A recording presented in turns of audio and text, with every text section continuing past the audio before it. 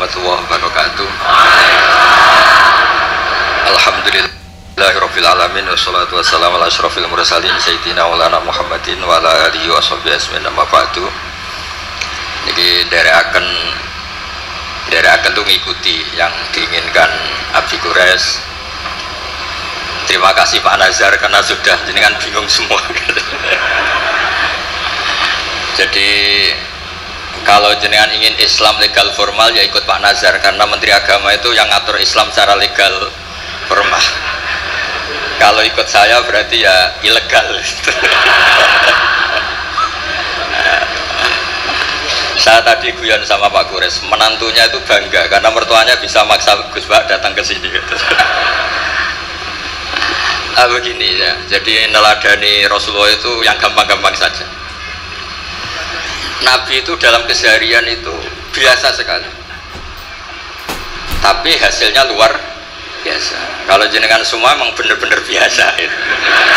Nah itu juga bagus karena nggak ingin nyaingi apa Nabi.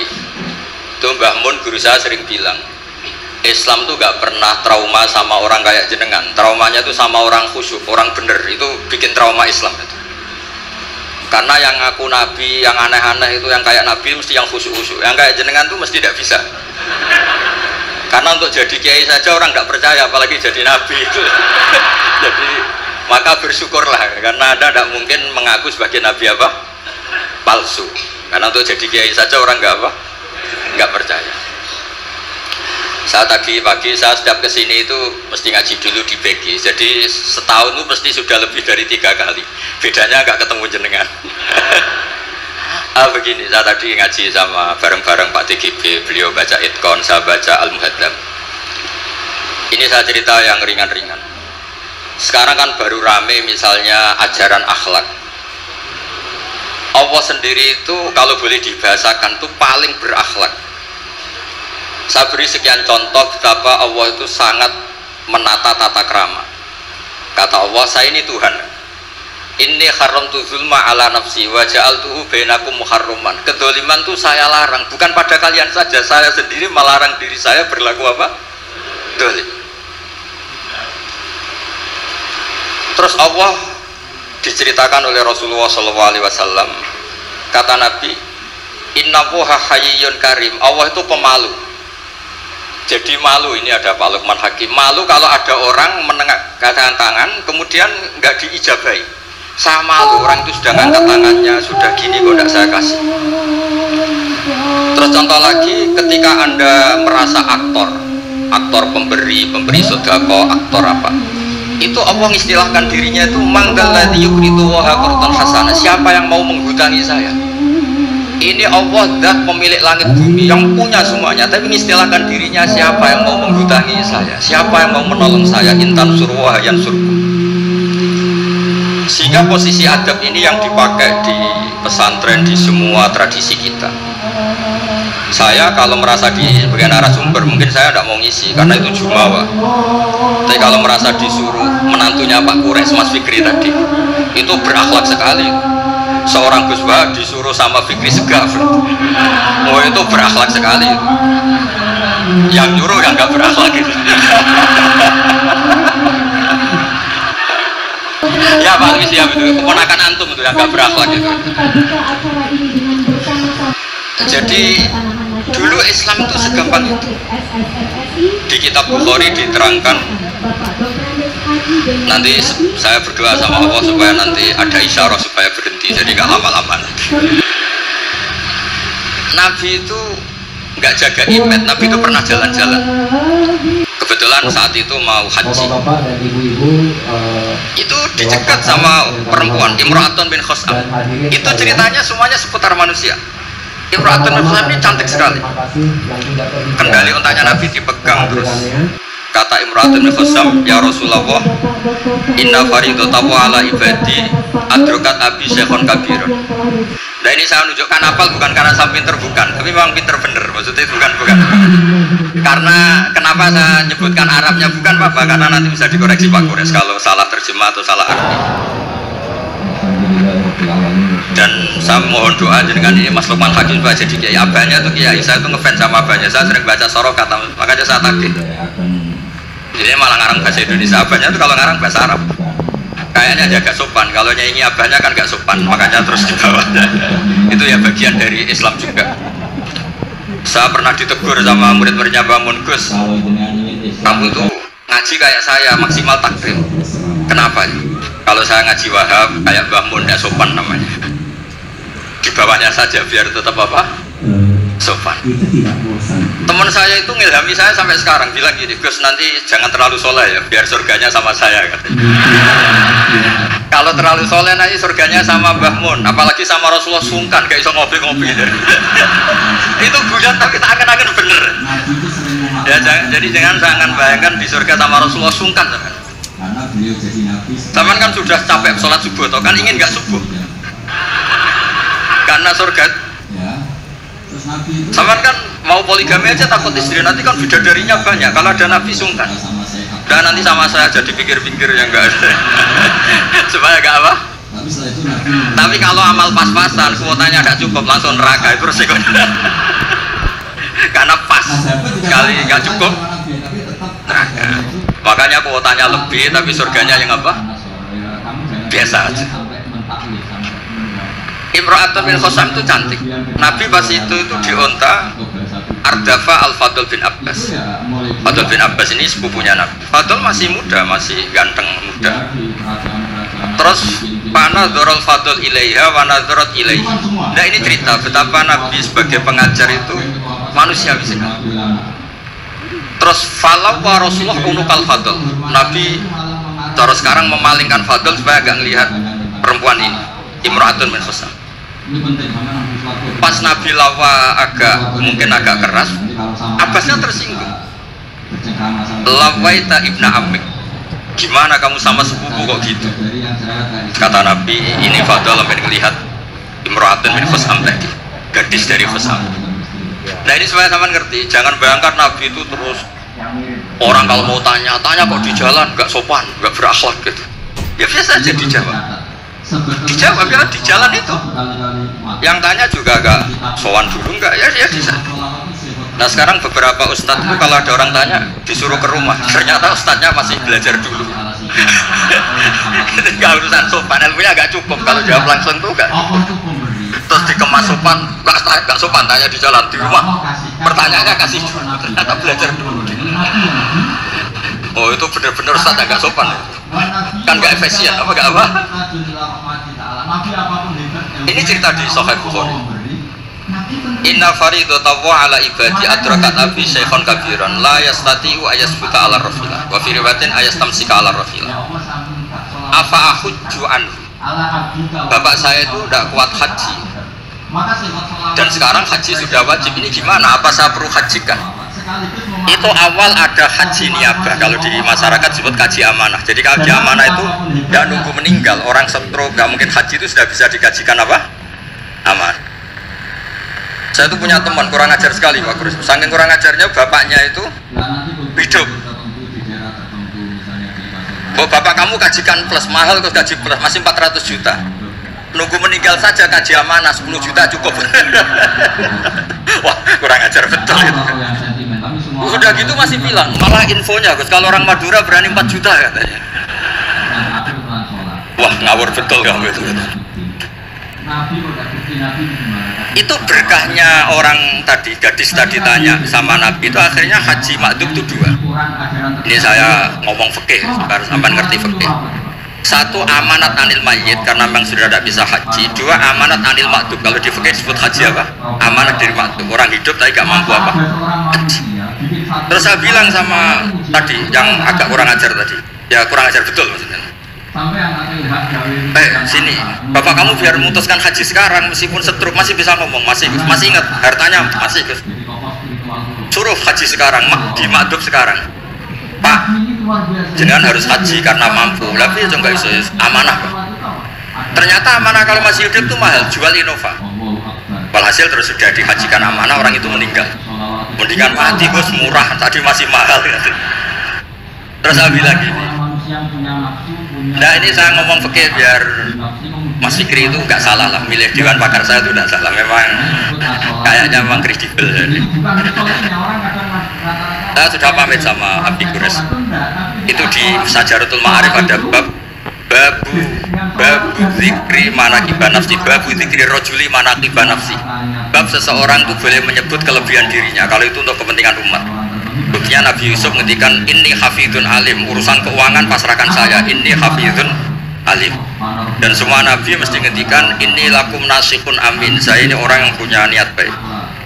Jadi kata bapak saya kalau didik saya, tawadhu haram zaman akhir. Kenapa? Karena itu bentuk gak tanggung jawab. Disuruh mimpin negara gak mau, ngimami masjid gak mau, disuruh mulang gak mau. Ternyata karena gak mau tanggung jawab. Jadi tawadhu sama gak tanggung jawab itu bedanya sedikit. Taman tawadhu apa gak tanggung jawab? Iya kan banyak orang tuh gak berani nyai. Wah saya dereng sakit gini, tapi komen. Kacau itu. Saya teruskan. Sehingga dulu yang dialami Nabi itu ya biasa. Sampai di Bukhari dibabkan berkali-kali. Babul futya fit thariq. Bab Nabi itu biasa ngasih fatwa di jalan. Ada lagi dibabkan babu hajil mar'ati anir rojuli. Biasanya di fikih itu kan pola ibadah lelaki sama perempuan kan beda. Tapi di bab haji niabah, ini ada Buya Ahsin Sakho, itu perempuan boleh menghajikan bapaknya. Makanya diulang lagi babu hajil mar'ati anir rojuli, bab perempuan menghajikan lelaki. Kayak apa luar biasanya Nabi. Jadi Nabi itu kesehariannya biasa. Makanya Anda tidak usah khawatir misalnya di pesantren atau di komunitas Jawa atau di komunitas orang Timur, orang Indonesia mendidik akhlak, takut itu terlalu apa, itu gak usah khawatir. Allah sendiri itu yang paling sopan, sampai bilang untuk dirinya sendiri, kata rabbukum ala nafsihir rahmah. Kata itu mengharuskan, Allah itu mengharuskan dirinya untuk berbuat kasih sayang. Coba orang diwajib-wajibkan itu kan berat. Kayak sampean tak suruh-suruh itu kan berat. Tapi Allah menyuruh dirinya. Aujaba ala nafsih, kata rabbukum ala nafsihir. Makanya saya kalau baca Quran tuh sering nangis. Cara boleh dibahasakan tuh sekesatria itu Allah ngelola alam raya ini. Makanya dulu tuh banyak ulama itu pede. Saya tadi jagungan sama Pak Gures. Ulama dulu tuh pede. Kalau mau mati itu senengnya minta ampun, seneng sekali. Nggak kayak jenengan, hidup gak berani, mati ya gak berani, itu kacau itu. Mati itu dulu, ini cerita orang dulu. Kenapa ada tarian Jalaluddin Ar-Rumi, tarian kematian, tapi tidak usah ditiru, nanti dianggap aliran sesat. Karena di Indonesia itu kalau aneh-aneh terus bisa di aliran sesat. Meskipun Pak Menteri tadi sudah pulang, tapi kalau tahu sampean sesat langsung dikasih. Itu Jalaluddin Rumi pas mau meninggal itu santri-santrinya nangis. Terus kata beliau, kamu harusnya gak usah nangis, kamu harusnya seneng. Kamu punya guru yang sekarang mau ketemu sama yang sangat dicintai. Kamu itu santri bodoh betul, gurunya mau ketemu yang dicintai kok kamu nangis. Ayo tertawa semua. Tapi kalau kamu praktekkan, itu bengkolan orang banyak kamu. Itu akhirnya santrinya senang gurunya. Alhamdulillah guruku mati, alhamdulillah. Tapi dilihat kematian adalah awal ketemu yang dicintai. Nah begitu itu ya bersanad. Ketika Bilal, Sayyidina Bilal itu mau meninggal, itu orang sekelilingnya nangis. Beliau ya marah, jangan nangis. Ghadan nalqal ahibbah Muhammadan wa hisbah. Besok saya ini mau ketemu Rasulullah Muhammad. Kamu gak usah nangis. Ghadan nalqal ahibbah Muhammadan wa hisbah. Tapi mereka mengajarkan kebenaran itu rileks. Ya mengajarkan kebenaran itu. Ini cerita sunnah Rasul yang mudah kita tiru. Sama gak usah bayangkan jadi kiai sufi terus terkenal wali, repot. Bisa kiamat kalau yang jadi wali sampean. Saya keberatan, betul keberatan. Mungkin Pak Gures gak apa-apa, orang sepuh itu biasanya legowo, gak apa-apa yang wali kue. Saya yang komplain, gak terima. Karena gak lewat saya, lewat orang dalam. Dulu Nabi Ibrahim itu pernah ingin umur tua. Allahumma rzuqni umran tawilan. Ini cerita kalau Allah itu ngelola agama ini ya seni, gak terlalu serius. sama Allah itu gak dijawab. Ada orang sepuh sowan ke Nabi Ibrahim dikasih anggur, ketika dimakan dikunyah keluar lagi, ngalir lagi, ketika dikunyah ngalir lagi keluar. Orangnya sepuh. Nabi Ibrahim langsung masuk kamar. Ya Allah, ini engkau nyindir saya. Ya mungkin nganti tua, ya senasib pemuniku. Akhirnya ya Allah, doa tadi nggak jadi. Artinya segampang itu Allah jawab. Pernah Nabi Ibrahim itu didatangi malakul maut. Saya pernah cerita ini. Israel datang ke Ibrahim. Saya disuruh nyabut nyawa kamu. Nabi Ibrahim kan GR. Ya beliau kan Khalilur Rahman, makanya marah dia. Nggak mungkin, Allah nggak menginfo dulu sama saya. Kalau kamu mau cabut saya, kamu ngawur Israel. Makanya kalau kamu bisa ngawurkan Israel itu sanatnya sampai Nabi Ibrahim. Kalau berani, ngawur kamu. Saya tidak dikasih info dulu.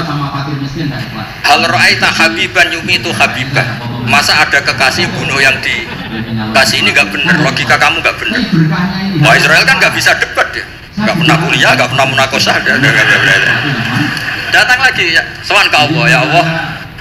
Kata Nabi Ibrahim, kata Khaliluka, hal ra'aita habiban yumitu habibah. Masa kekasih bunuh yang dikasihin? Karena Ibrahim gelarnya kan Khalilur Rahman, apa Khalilur Rahman. Terus sama Allah, kamu bilang gini, Israel kan nggak bisa mikir. Makanya ada orang itu ngeluh itu, Gus bapak saya pas di sawah kok mati. Gue Israel itu biarin sampai rumah dulu, kenapa? Pas di sawah mati, di pematang sawah itu belum pagi itu cerita ke saya, Gus Israel itu kasih tahu tuh, masa kan bisa bunuh di rumah kan bisa. Sembrono betul. Terus saya bilang sebetulnya ada, teori itu ada, tapi harus jadi nabi dulu. Masalahnya sekarang nabi sudah apa? Ditutup. Sebenarnya bisa kata saya. Terus akhirnya Ibrahim ini apa? Israel dikasih tahu sama Allah. Bilang ke Ibrahim, hal ra'aita habiban yakrahu ayyalqa habibah. Dibalik logikanya. Ya Mas Lukman ya, hal ra'aita habiban yakrahu ayyalqa habibah. Masa ada kekasih tidak siap ketemu yang dikasih? Katanya kamu itu kekasih Allah, masa ketemu tidak berani? Oh, ketika langsung Nabi Ibrahim marhaban, oh ya gitu. Masalahnya Anda tidak kekasih Allah. Makanya jangan mati dulu. Nunggu di ACC jadi apa? Kekasih. Nanti baru mati. Jadi intinya beragama itu rileks, ada diskusi, ada somasi, ada komplain. Enggak apa-apa. Yang penting ini karena merasa nyaman dengan Allah Subhanahu wa Ta'ala. Makanya Nabi itu paling senang sama orang-orang desa. Saya ini meskipun banyak baca kitab, tapi sudah memutuskan Islam saya itu gaya Arabi, gaya orang-orang kampung sing badawa itu nggak priayi lah. Karena yang masuk surga awalan itu yang orang-orang nggak priayi itu.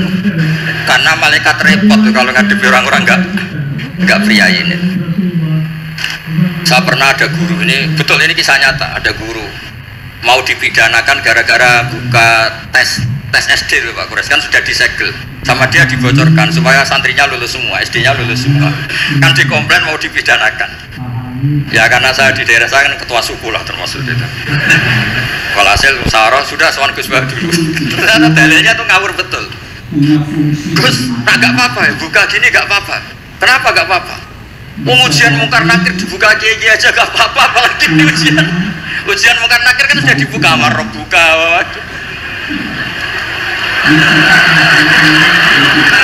Masa ujian aja gak boleh? Wah, kepala sekolahnya kan pusing.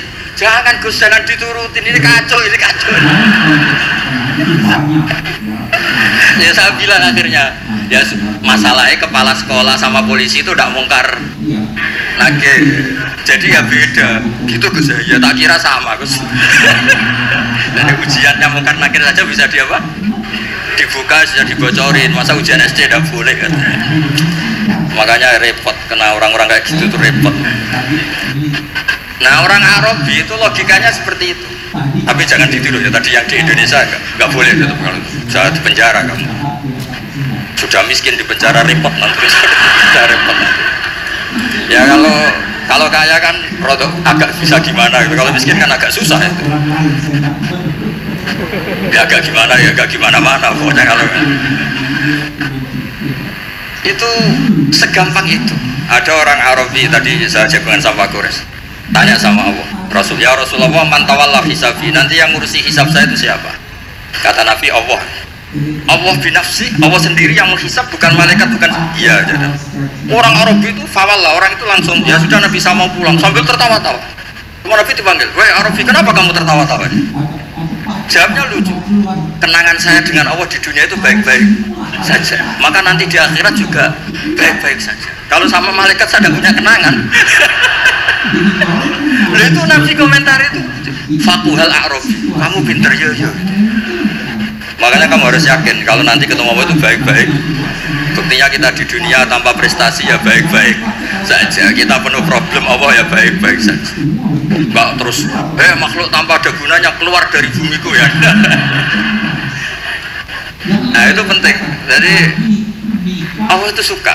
Makanya ada hadis ana indadoni abdibi, saya ini terserah cara pandang.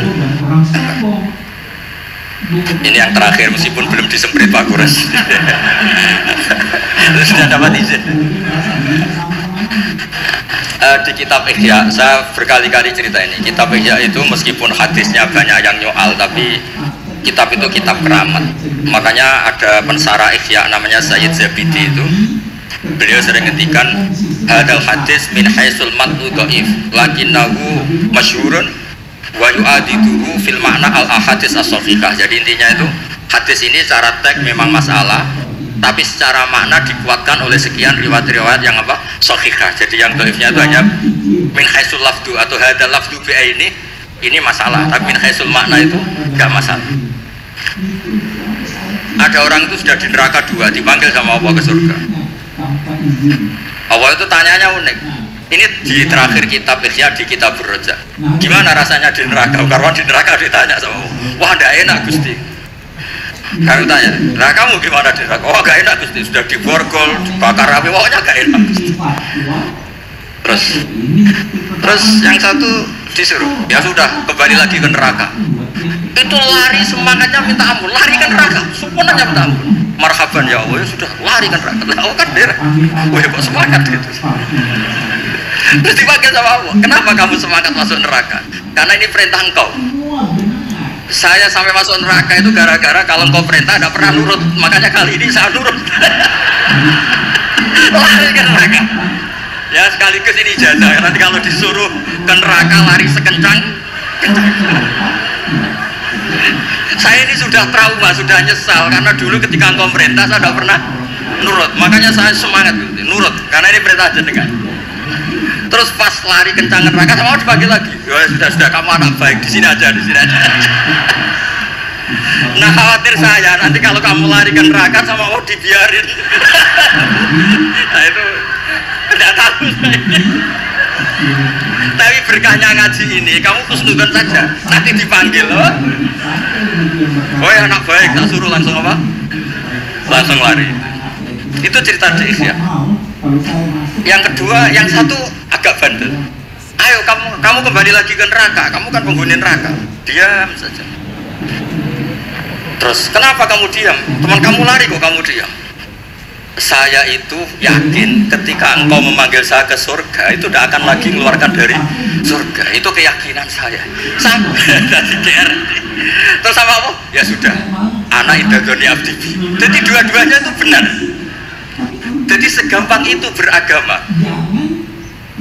Nanti di akhirat nggak ada komentator, nggak ada analis, nggak ada aman. Jadi tidak bisa kamu analisis Allah nanti mau apa ya? Tidak bisa. Apalagi masuk TV, nggak bisa. Jadi hubungan dengan Allah itu segampang itu. Nah saking gampangnya hubungan dengan Allah itu Nabi pernah bikin MOU sama Allah, dan itu yang dipakai seluruh kiai di seluruh dunia, di semua kitab. Ya Allah, manusia itu kan tempat salah dan lupa. Ya jangan langsung menghisap kalau ada manusia salah dan lupa. Itu sama Allah diturutin. Makanya Nabi ngendikan uqtitu khamsan lam yu'tahunna ahadun qabli. Di antara yang disebut itu khawatimu suratil Baqarah. Coba kita ini disuruh Nabi dan dilegalkan Allah. Enggak terima Menteri Agama, yang legalkan langsung Allah Subhanahu Wa Taala. Disuruh berdoa, Rabbana la tu'akhidna in nasina. Allah coba. Doa itu kan agak ngawur sebetulnya. Masa lupa atau salah minta dimaklumi. Coba kalau sampean punya manajer di kantor, Pak, kapan-kapan kalau datanya tak tumpahin teh maklumi ya. Oh, langsung di PHK kamu. Kapan-kapan kalau Bapak manggil dan saya lupa nggak datang, maklumi Pak ya. Oh, PHK. Tapi ini satu doa yang disahkan Allah, disuruh berdoa, Rabbana la tu'akhidna in nasina. Ya Allah, jangan kasih sanksi kami ketika kami salah atau lupa. Terus qala na'am, Allah ngendikan na'am ya. Coba kalau Allah pakai teori semua kesalahan kita disanksi langsung, nggak ada manusia di bumi, sudah habis semua. Wong khotib Jum'ah kelihatannya ibadah tapi nyindir tanggane. Kan yo repot. Orang sering itikaf di masjid, ternyata baru masalah dengan istrinya. Orang semuanya masalah. Ngustad kadang ya profesi lain nggak pernah prospek, terus profesi ustad. Oh repot semua. Ada yang tidak ngustad, sok-sokan ikhlas bertani, ternyata nggak pernah ngajar, akhirnya satu kampung bodoh semua. Semuanya masalah. Dan kita diberi fasilitas Rabbana la tu'akhidna in nasina au akhta. Kayak apa baiknya hadatin? Makanya belum ada kata yang ngarang Hikam Ibnu Athaillah sekali, enggak ada sebaik Allah. Kalau orang lain maklumi kamu karena enggak tahu borok kamu, tapi Allah ini tahu borok kamu, tahu salah kamu, tapi tetap maklumi. Makanya mas sohibaka man sohibaka bahwa bifika alim, ini enggak ada yang nemani kamu, tahu aib kamu sebaik Allah. Makanya kitab Hikam itu ada kata-kata yang bagus. Innama akromaka jamilu satri. Ketika kamu terhormat itu sebetulnya saking pandai-pandainya Allah menutupi aib kamu. Coba misalnya rata-rata ini bapak-bapak, ibu-ibu nikah sama perempuan itu pilihan terakhir apa pilihan sejati? Terakhir kan? Coba itu kalau direkam, saya sebetulnya cinta ini tapi nggak dapat ya dapatnya. Terus itu terekam, kayak apa prahara keluarga itu? Saya sebetulnya ingin ini tapi nggak kesampaian, akhirnya sedapatnya. Istri kamu ya ada rekaman gitu, mertua kamu ya punya rekaman itu. Sebenarnya saya nggak suka sama mantu ini, tapi berkali-kali ikhtiar dapatnya ini. Coba kalau orang Indonesia mulai zaman Pak Karno sampai sekarang terekam, wah melihat Swiss atau Finlandia, negara semakmur itu, nyesal jadi orang Indonesia. Wah bisa langsung dicabut tuh paspor kamu. Jadi semua kebaikan yang kita nikmati sebetulnya innama akromaka jamilu satri. Kita ini begitu terhormat karena baiknya Allah menutupi aib kita. Coba kalau aib kita dibuka, cara diskusi kita, logika kita dibuka. Ya contoh gampang suami istri. Rata-rata orang nikah itu pilihan terakhir apa pilihan sejati? Loh, jujur semua. Nah ini istri kamu udah datang, tenang saja. Semua perilaku sosial kita mesti begitu. Makanya innama akromaka jamilus satri. Makanya doa-doa kita mustur aurati wa amin rawati. Lah terus kitab Hikam mengajari kita begini. Ajhalun nas man taraka yaqina ma inda lidhonni ma indan nas. Bodoh-bodohnya orang itu yang meninggalkan keyakinan dirinya karena dia tahu betul tidak sesoleh itu. Hanya karena pencitraan atau komentar orang banyak. Misalnya gini, saya seorang ustadz. Mungkin orang lain ngira kan ustadz itu bersih, steril, gini-gini. Padahal si ustadz ini ngerti dia punya masa lalu, dia tidak maksum, dia tidak nabi. Harusnya dia itu lebih berkeyakinan tentang apa yang pernah dialami sehingga dia tetap sopan, tetap menghormati orang. Jangan menurut persangkaan orang banyak yang anggap dia itu bersih. Jadi misalnya gini, Anda dosen di IAIN atau UIN atau di pondok atau di kampus apa saja, atau ada menteri, ada presiden, siapa saja. Sebetulnya kan setelah kita jadi dosen mungkin kita ngomong, wah ngajar itu ibadah, mencerdaskan bangsa gini-gini. Ternyata mungkin Anda ini cita-citanya itu jadi pengusaha, berhubung gagal daftar jadi dosen. Banyak tuh teman-teman saya yang jadi ustadz, Gus, aku bisnis bolak-balik gak kasil Gus, jadi ustadz malah jadi kiai. Kalau itu dibuka Allah semua habis. Misalnya keluarnya menteri, wah enak jadi menteri, ditegar-tegur tok mbek presiden. Kalau itu direkam, ini cerita saya terakhir. Saya itu pernah ketemu Kiai Sepuh Pak Guru, sepuh sekali, temannya Bapak. Datang ke saya, agak kacau betul ini, mentang-mentang temannya Bapak sama saya itu nggak bosok. Saya tetap cium tangan untuk temannya Bapak. Pas rame-ramenya MUI ngaramkan rokok itu. Gus, saya ini mau tanya jenengan, kalau jenengan jawab haram tak lawan. Waduh, kalau jawab haram tak lawan katanya. Kalau jawab halal tak ikuti katanya. Yang saya senang dari cerita dua Kiai Sepuh ini begini. Saya ini Kiai Sepuh, Gus. Saya ini hiburan saya itu rokok di pojok musola. Habis maghrib sampai jam 10. Kalau istri sudah tenang, nggak berontak baru pulang. Gitu. Karena kalau belum ngantuk itu bawaannya ngomel kan. Ini yang cerita dua orang ini. Jadi hiburan saya itu rokok sama teman-teman musola. Tapi sekarang rokok diharamkan. Tolong kasih tahu MUI, Gus. Raro rasanya jadi kiai katanya. Kalau orang awam hiburan kan bisa lihat dangdut katanya, bisa saweran. Saya ini kan kiai, Gus, gak pantas. Hiburannya hanya rokok. Gitu aja kok diharamkan. Ya sudah bah, halal kata saya. Oh itu senengnya bukan main. Setelah itu kemana-mana bilang, kata Gus Pak halal. Waduh. Alasannya itu hiburannya katanya. Jadi saya semenjak jadi kiai itu ya sering dapat orderan fikih itu. Ya maksud saya beragama itu mudah. Yuridu wa bikumul yusra wala yuridu bikumul usra. Jadi ana intadoni abdi. Makanya sampean harus yang senang, yang ceria. Karena ini untuk melawan setan. Setan tuh suka kalau orang Islam tuh susah, kemudian menyalahkan agama ini, menyalahkan sistem alam raya ini sehingga dari itu dengan kodok. Makanya disebut innaman najwa minas syaitoni liyahzunal ladzina amanu. Jadi kalau pikiran yang ngajak susah itu minas syaiton. Berarti yang ngajak seneng itu minallah. Makanya saya ini ustadz beneran ini karena ngajak orang seneng itu. Kalau yang ngajak susah itu masalah itu. Wong jelas di Quran la tahzan, jangan susah. Enggak ada di Quran la tafrah, itu enggak ada. Yang ada qul bi fadlillah wa bi rahmati fa bidzalika falyafrahu. Ya saya pernah dikomplain sama kiai-kiai yang khusuk-khusuk Pak Kores. Gus ini nanti kalau maghrur, orang gara-gara ngaji jenengan isane seneng tok terus atau susah. Terus saya bilang masalahnya apa? Kalau nggak tahu susah sampai akhirat kan bagus kata saya. Terus tapi itu saya naik dewi fasek. Oh nak fasek itu asli, sedurunge ngaji aku fasek. Mau nyala-nyalain saya kata saya. Nah ini penting ya supaya jenengan itu beragama itu rileks nyaman karena Allah itu suka sekali. Menghitung nikmatnya itu suka. Dulu ada orang Arabi datang ke Nabi itu gak punya apa-apa. Terus tanya, ya Rasulullah engkau menyuruh saya syukur, saya ini gak punya apa-apa. Nyukuri apa? Istri gak punya, harta gak punya, semuanya gak punya, saya nyukuri apa? Nabi itu ngelihat sandalnya, di padang pasir kan panas. Nah itu dua sandal kamu, kalau kamu gak punya ini panas. Oh iya ya Gusti, alhamdulillah, alhamdulillah. Saya punya sandal itu. Ya kayak sampean itu kan ceria, punya nekat saja cukup lah. Kenapa seneng? Gak usah alasan, nekat saja pokoknya penting. Ya jadi sekaligus ijazah, jadi yang dihitung Allah itu alam nasroh, hati lapang.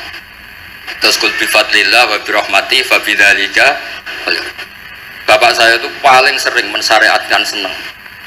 Kalau pagi ngajak jalan-jalan saya itu, kalau ada orang miskin itu di warung nongkrong rokoknya satu aja hutang, satu ler aja hutang, terus ngomong itu seakan-akan dunia miliknya. Itu kata bapak, itu hamba paling dicintai Allah katanya. Kalau presiden orang kaya seneng itu kan wajar, alasannya jelas, ini nggak punya alasan untuk seneng.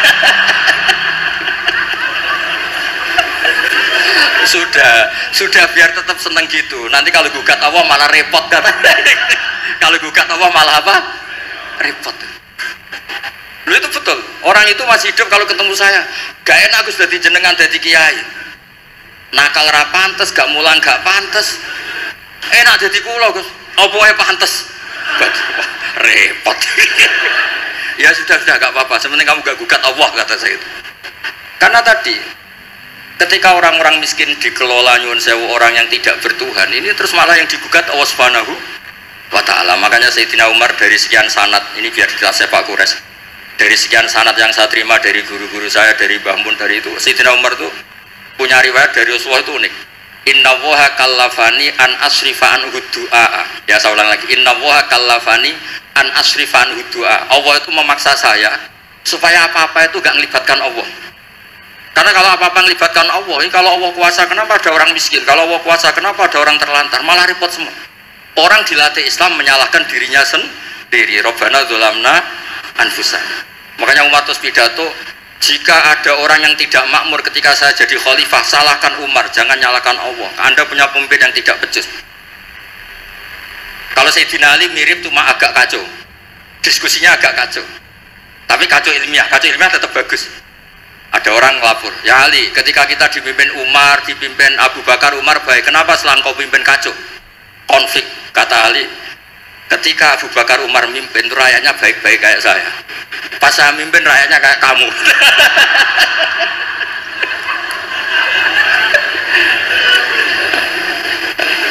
Makanya nanti kalau kamu nyalakan saya, zaman Mbah Mun gini, zaman Gus Pak gini, pas Mbah Mun ngiyai santrinya kayak saya, pas saya ngiyai santrinya kayak kamu. Nggih, ngoten. Assalamualaikum warahmatullahi wabarakatuh.